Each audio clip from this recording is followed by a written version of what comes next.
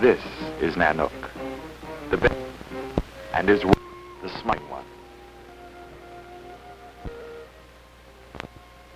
Icy waters and frozen lands are their home, yet they would have no other, for here, as everywhere, nature fits the man to the land on which he lives.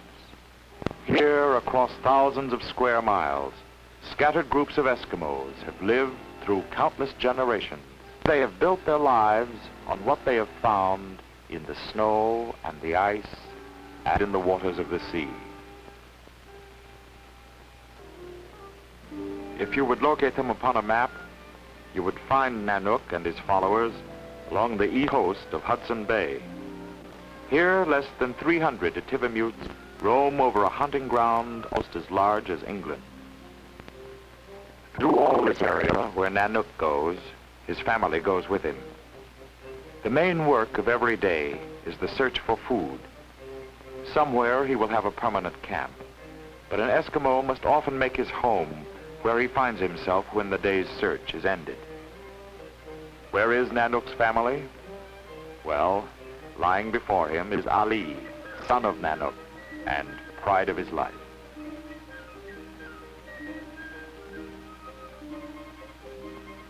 Next, Nyla makes her appearance, prying herself up from the depths of the kayak. It's not a matter of fashion, but simply for comfort and protection when sitting on snow and ice, that she adds a tail to her fur coat. Then comes 4-month-old Rainbow, all dressed up in his birthday suit. Generally bundled in his mother's furs, he has little need for clothes of his own. There's still more, for the family kayak has undreamed of capacity. This is Kanayu, sister to Nyla. And finally, Ali's chief delight, his puppy, an Eskimo boy's favorite playmate. Nanook builds the fire of dry moss.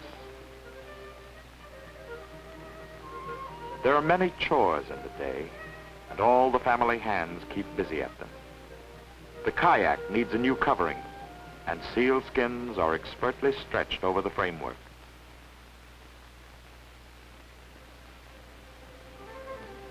Out in the bay, the unfailing signs of spring appear.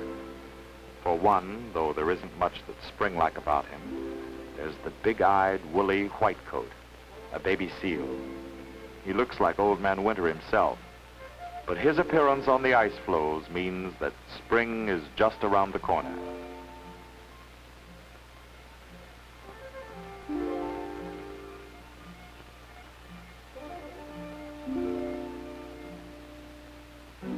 Birds have come up from the south, up to the breeding grounds of their ancestors. Spring in the far north is a time for regeneration. On every hand, there is a stirring of new life. This is the time for mating and laying eggs and hatching the young and training them. The eider duck lines her nest with down, which she plucks from her own breast, while the ptarmigan changes its winter coat of white to one more suitable to the styles of spring.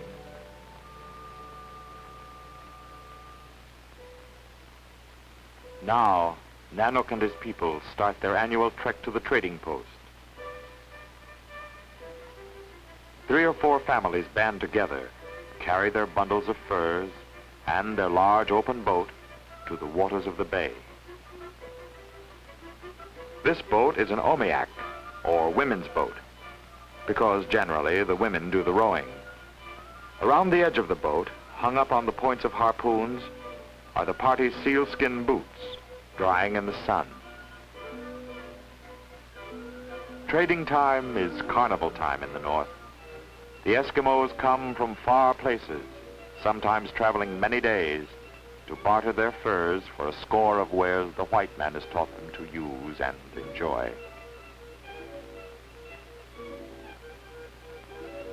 Nanook and his family and a small group of his followers reach the end of their journey. They live and work together easily, these people of the north.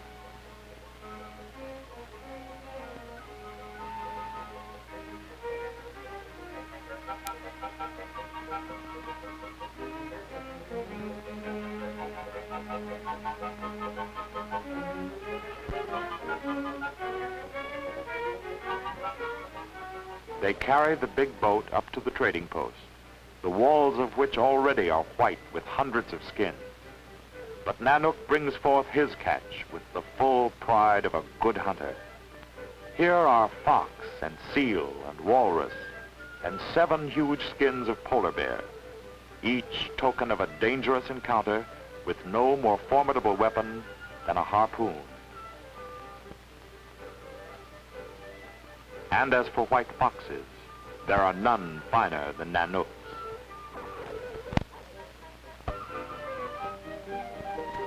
More interest are Nanook's litter of young huskies, for the Eskimo counts his wealth not in dollars, but in good dogs. Good dogs mean good hunting, and good hunting means life itself. Nyla has her own young husky to display, and no prouder, no more loving mother in all this world.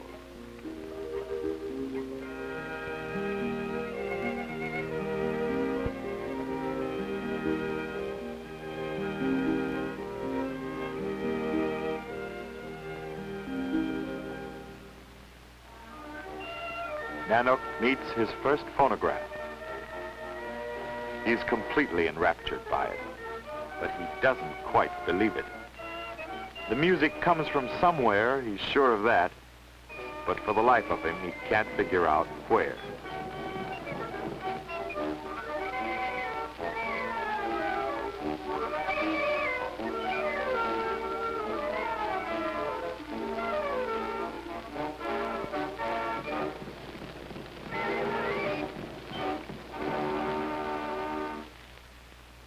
The trader says the record makes the music. But that's impossible, says Nanook. I heard it come out here. He knows the canned food of the white man. It may be that this, too, is good to eat.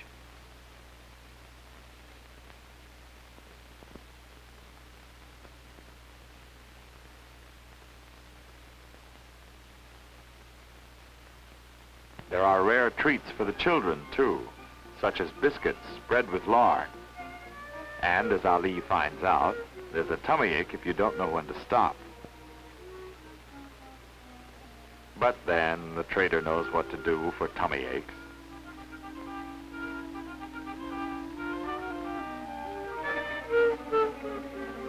The good old standby castor oil.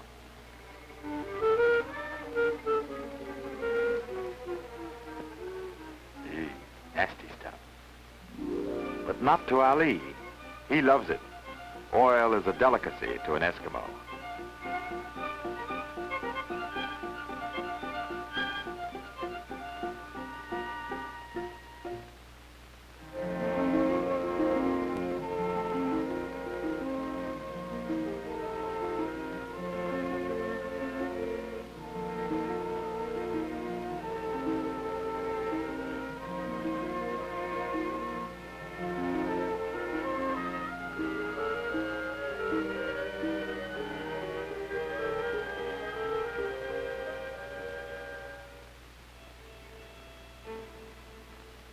One day, toward the close of summer, a call comes to Nanook's camp from one of the lookouts.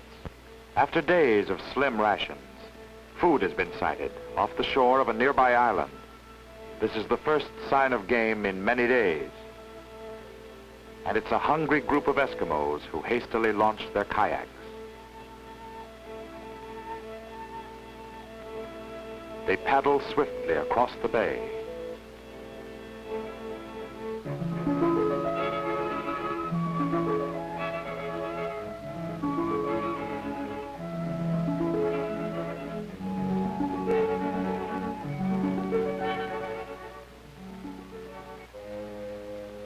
Once ashore, the men strain their eyes toward the water beyond, and sure enough, a herd of walrus. Each of these huge creatures weighs more than a ton of rich red meat and thick white blubber. Just one of them will mean days of feasting for everyone.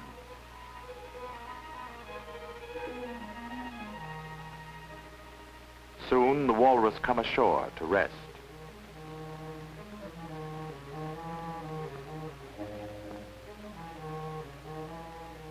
This is the moment the hunters have been waiting for.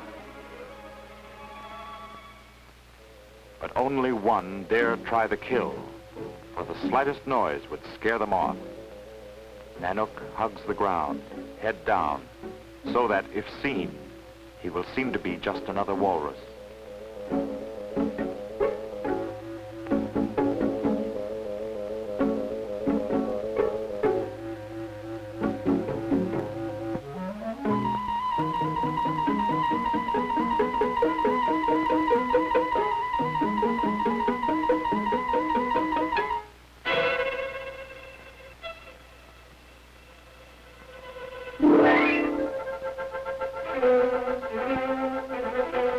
No tug of war ever for higher stakes than this.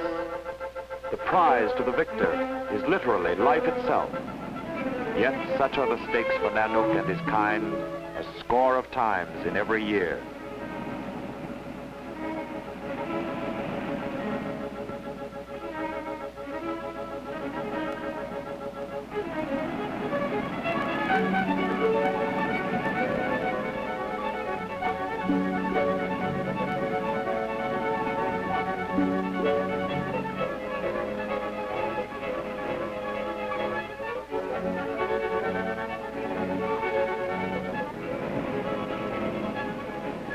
Offshore, the rest of the herd wait and watch. For among both man and beast, there is the instinctive urge to help a wounded comrade.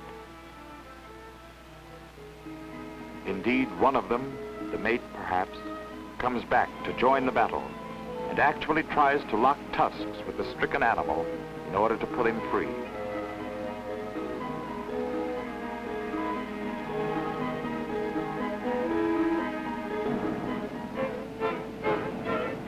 But at the end, the strength of hungry men is not to be denied.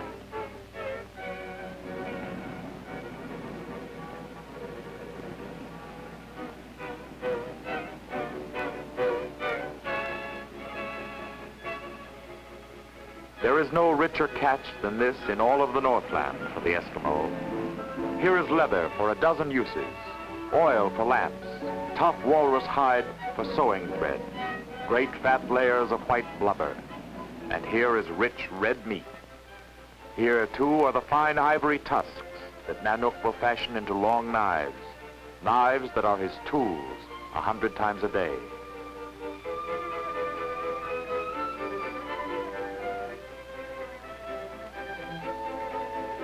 Now, indeed, there will be feasting on raw meat and blubber, raw for greater nourishment and body warmth, longer lasting than that which comes from cooked food.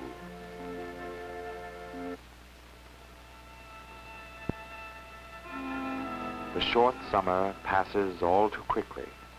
Now patches of ice dot the bay.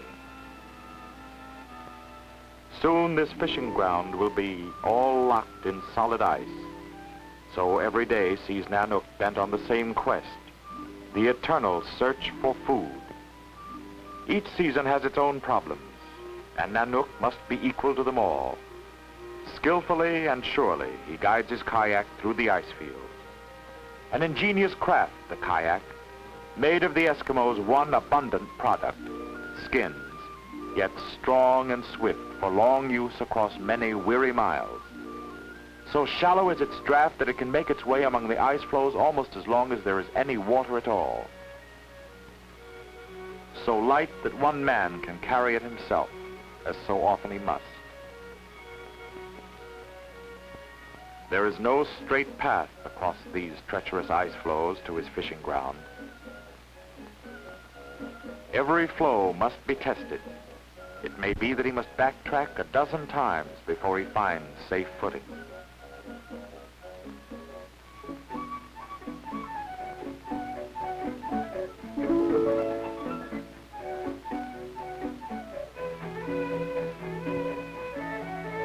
But at last, he sees what he's looking for and brings his kayak to the spot.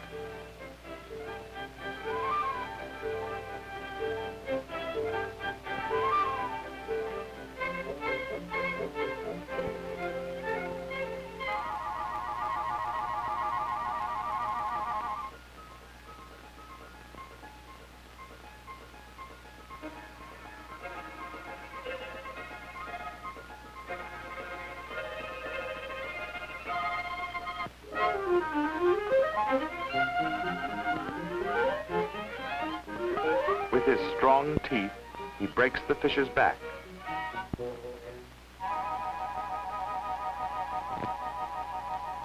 Just two small pieces of ivory jiggle at the end of a short seal-hide line. A forked spear held poised in the air above, but held with infinite patience till the fish is attracted to the lure, and the spear strikes.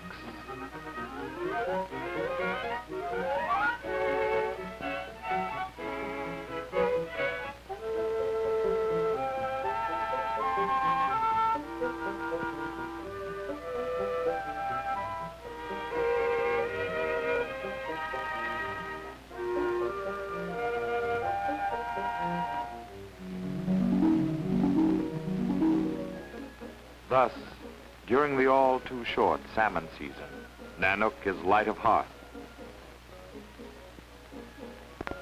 This is the easiest time of all the year. In these few weeks, Nanook knows there will be ample food for his family.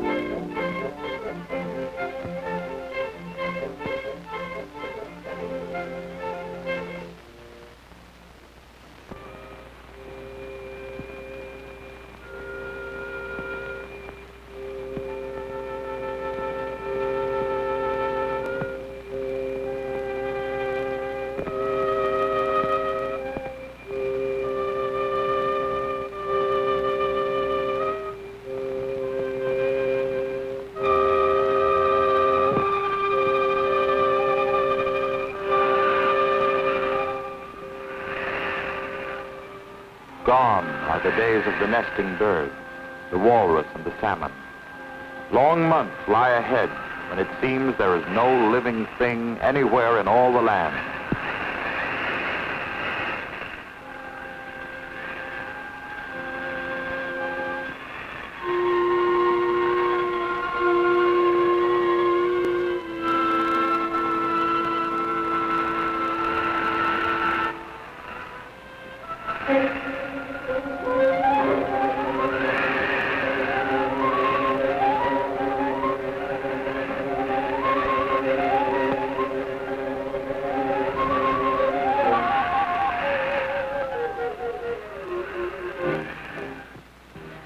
But the constant hunt for food goes on. Day after weary day, Nanook leads his family on the endless trail. Here, the moving ice fields of the sea have crushed against the fixed ice of the land, and gigantic blocks are rafted mountain high. Nanook climbs the peaks, to point the less difficult trails.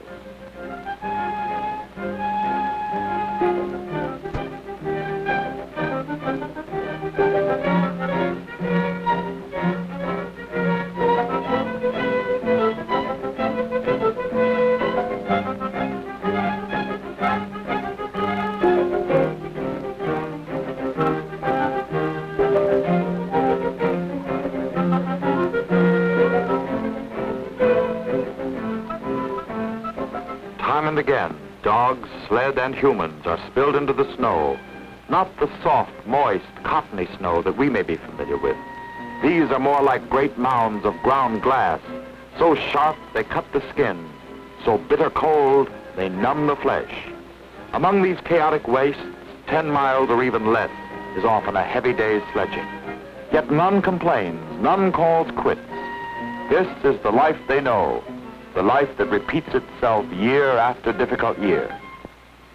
Suddenly Nanook peers intently ahead, then signals the rest to go on and wait on a nearby ridge.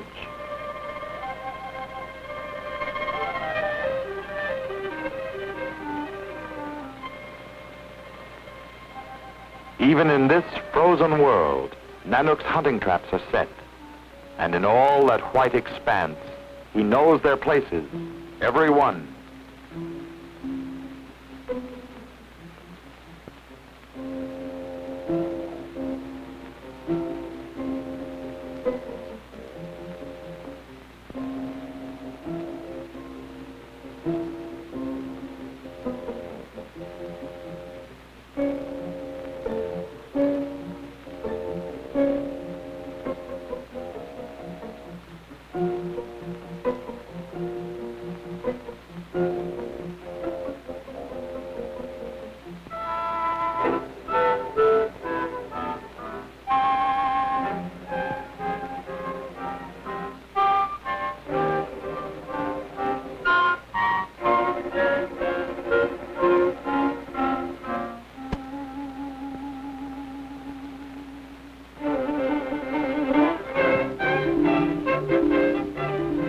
And there's his prize, a fine white fox, lured to one of Nanook's traps but a short while before.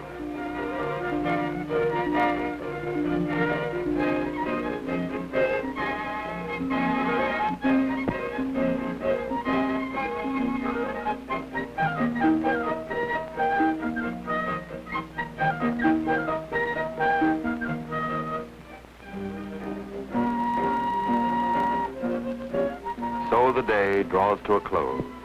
A bare hour of light remains. And in that hour, Nanook must provide shelter for his family. Too late now to get back to camp.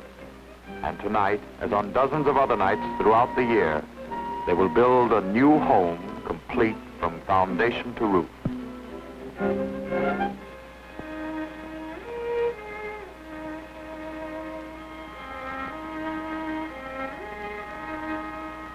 First, he must test the snow. It takes a thick, well-packed layer to make the snow blocks he will need. Nowhere is shelter more essential to life. Nowhere must it be built more quickly or more often. Nowhere does there seem to be less at hand with which to build. Yet nowhere has man learned to do so much with so little. Nanook wets the blade, which freezes instantly with a thin coating of ice, and so cuts more easily through the hard-packed snow. While the youngsters prove that snow has the same fascination for children in all parts of the world.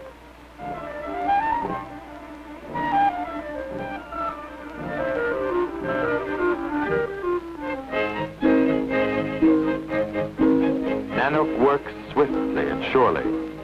He cuts large blocks from the snow, and after he has laid the first circular row, he remains inside the circle until the igloo is completed.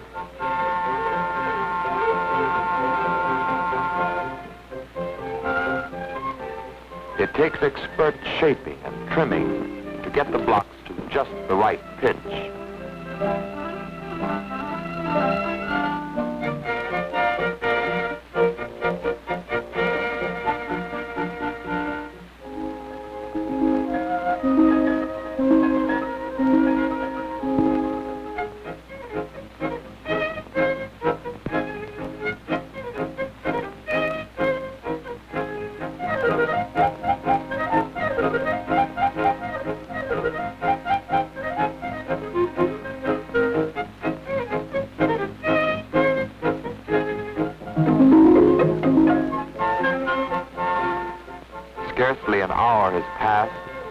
soon Nanook and his little family will be able to move into their new home.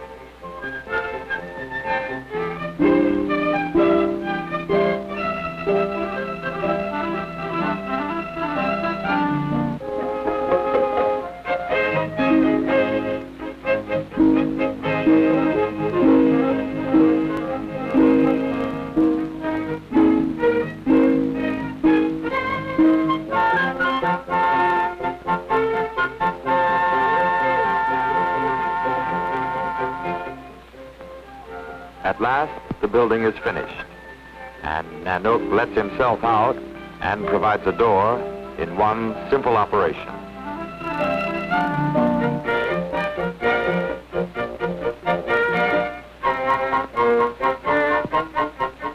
Now, only one thing remains, and again, Nanook is testing the snow for his final meat.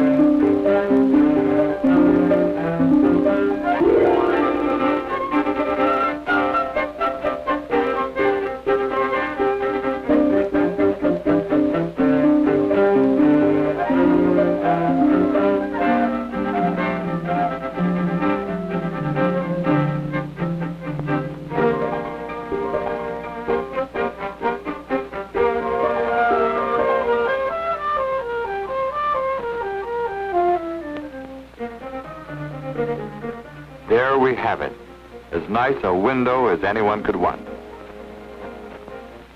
What an amazing man, master hunter, skilled fisherman, architect, mason, glazier. What next?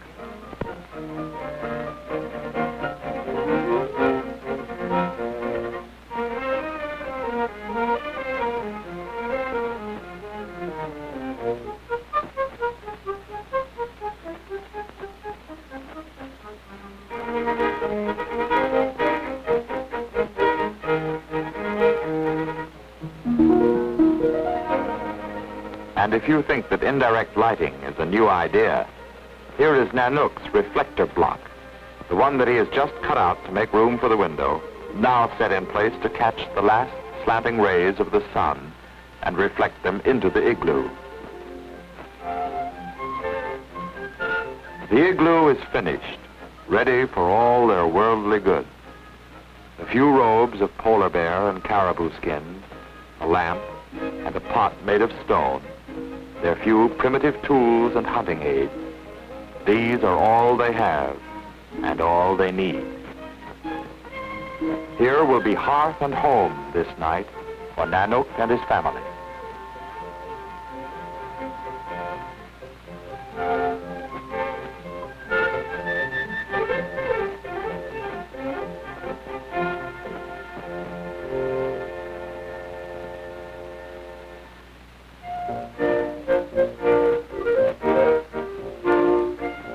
The education of an Eskimo youth starts early and continues long. It takes many patient hours, for months and years on end, to train eye and hand and muscle and mind for the exacting tasks of life in the North.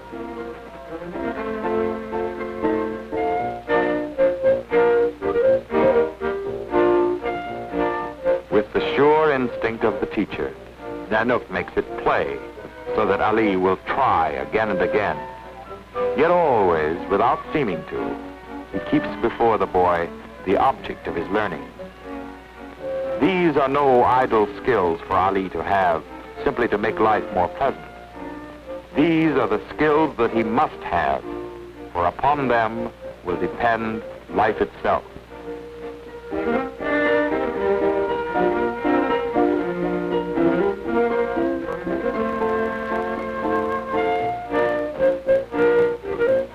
And Ali may warm his numbed hands on Nanook's cheek when the lesson is finished.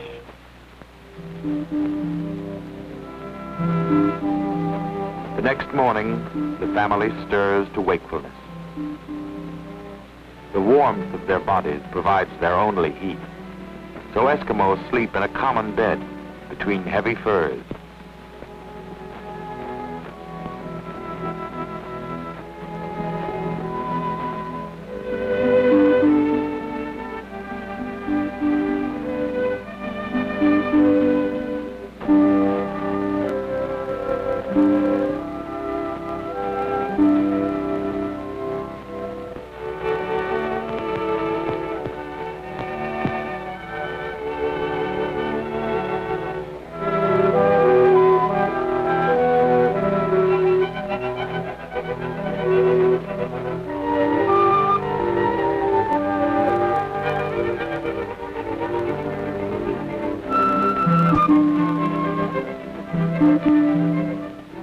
During the night, Nanook's leather boots have stiffened in the cold, and softening them is Nyla's first task on arising.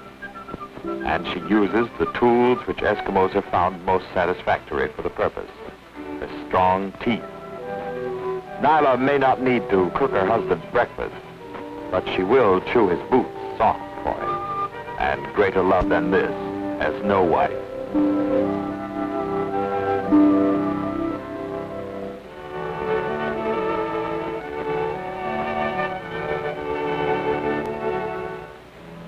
Snow melted in a stone pot over a seal oil lamp provides drinking water. And there are scraps of seal meat for the day's first food.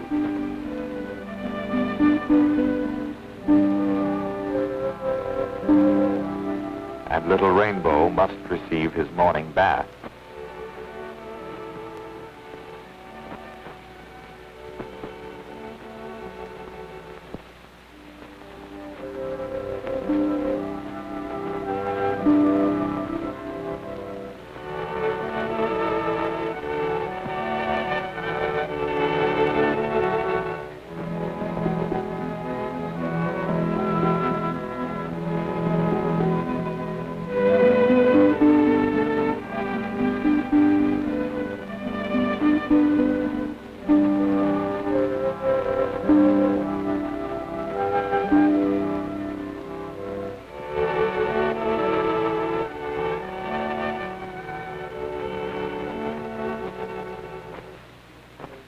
There are many times when the Eskimo builds his snow house to live in it one night only.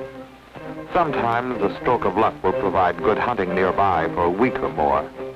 But today, as on many another day, they will be moving on. Nanook tests the wind, as that will decide which way they travel.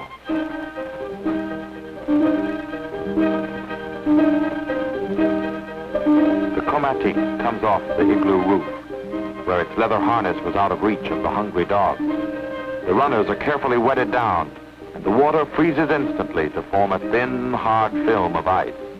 This cuts down surface resistance, so the sled will slip easily and swiftly over the fields of dry snow.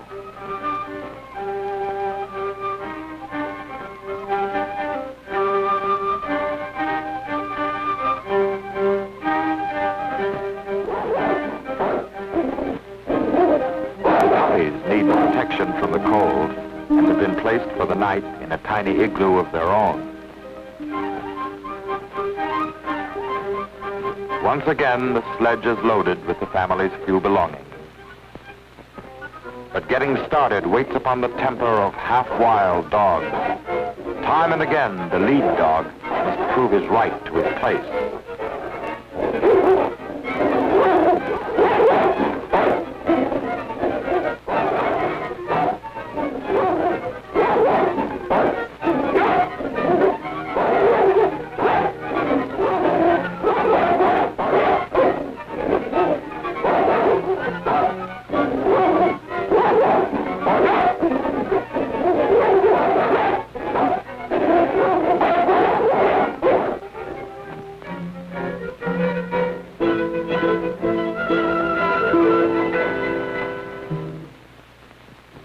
travel out across the frozen day. In the waters beneath them there is life and food, but it's locked from Nanook and his people by an armor of impenetrable ice. Yet quite literally there are dents in that armor, though it takes the eye, the skill, and the long experience of a Nanook to see them and to understand their meaning. There is what he has been searching for, a tiny hole in the snow. Now, carefully, painstakingly, he prepares his ground.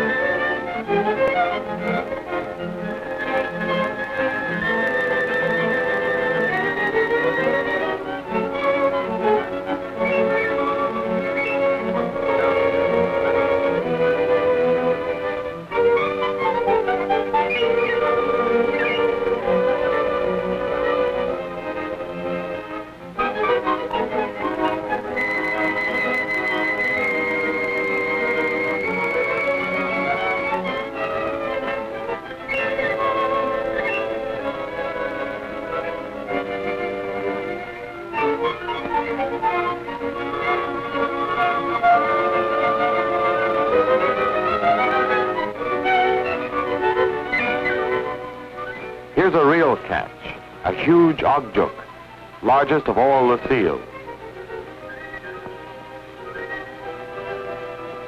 Again, for a few days, there will be food. Food for a hungry family and hungrier dogs.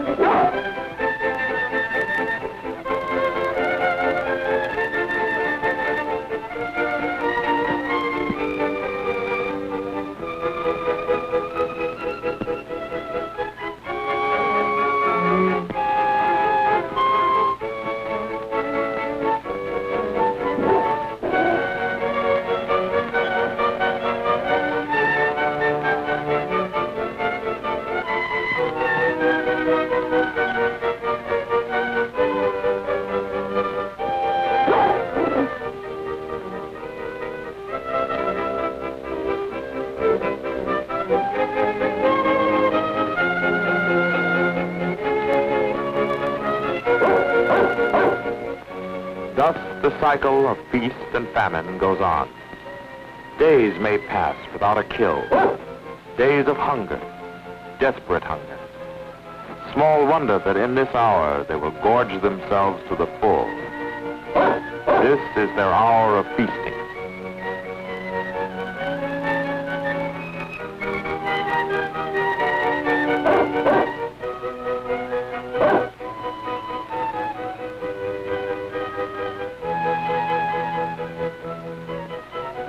The succulent white blubber is to the Eskimo what butter is to our warmer world.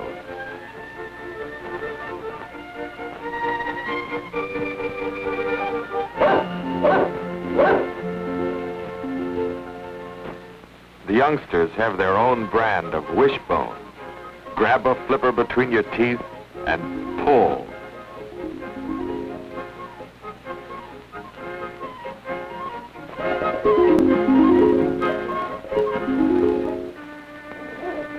The dog's time comes at last.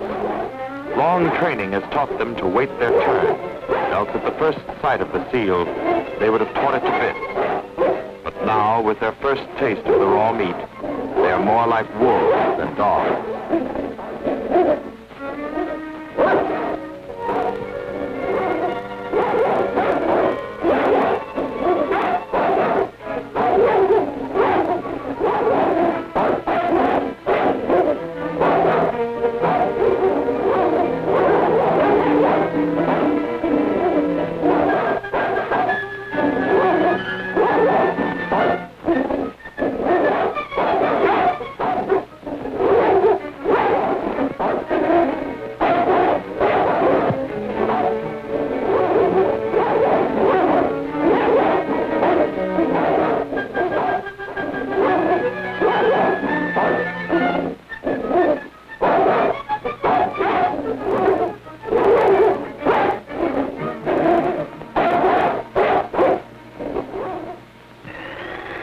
The wind whips up as the day fades.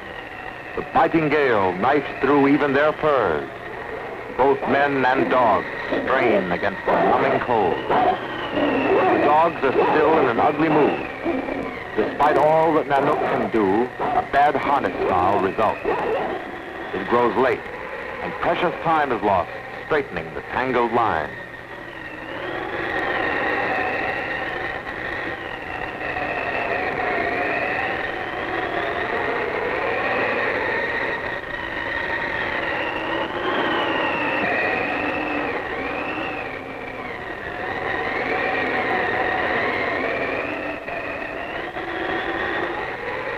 Again, they press toward home. There's a chance they may make it before nightfall.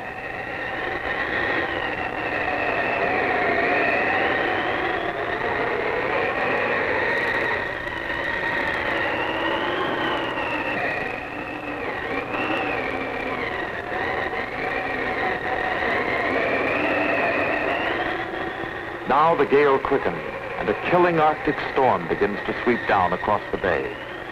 These are the dreaded moments in the northern winter. Men and dogs tired after a long day, a sudden crushing sweep of wind that rolls 100 miles an hour and more, the mercury dropping to 90 degrees below freezing and lower, vast smoking fields with swirls of snow that drive around stumbling legs like vicious scythes. These have brought death to many a strong man of the north. Building an igloo now is a well-nigh impossible task, yet they must find shelter soon or face the night in the blizzard.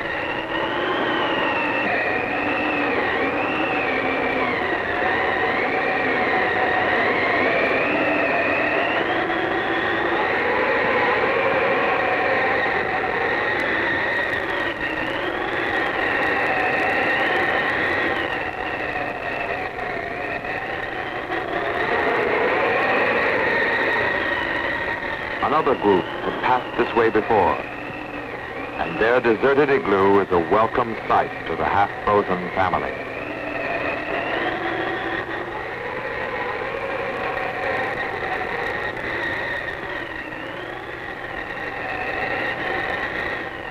Even the dogs sit quietly now, content for the moment to rest after their long run.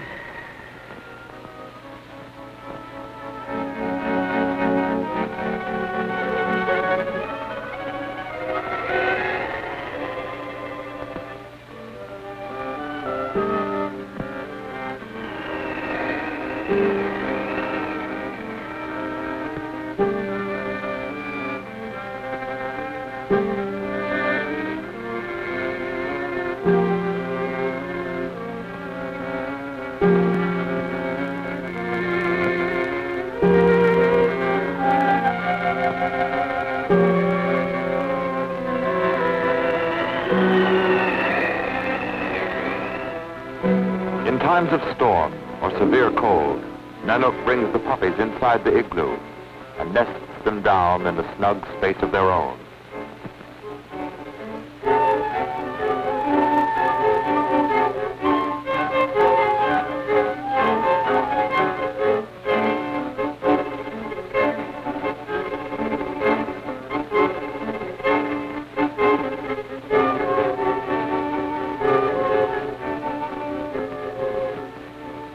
The grown dogs, however, will remain outdoors.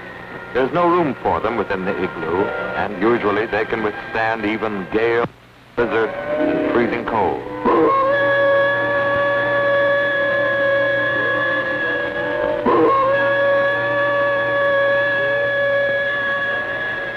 Not only have they their heavy coats to protect them, but the snow sifts in between the long hairs to form a thick, warm blanket.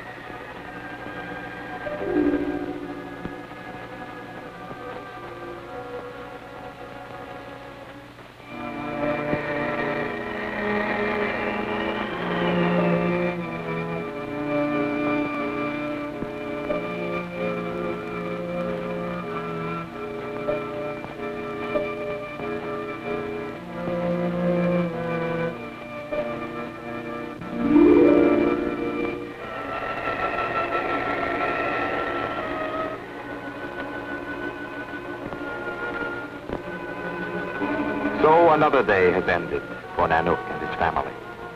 A long day, and for all its hardships, a good day. For in time of hunger it brought them food, and through cold and storm it brought them shelter. And these, as Nanook will tell you, are the best gifts life can bring to his people.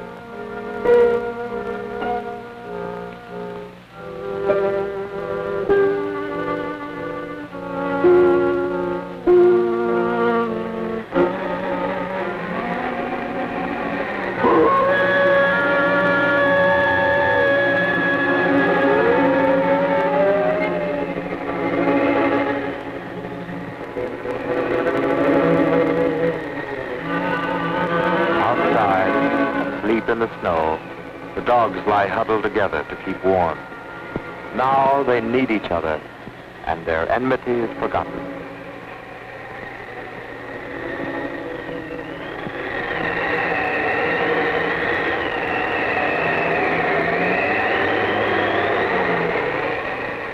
Within the igloo, too, there is sleep.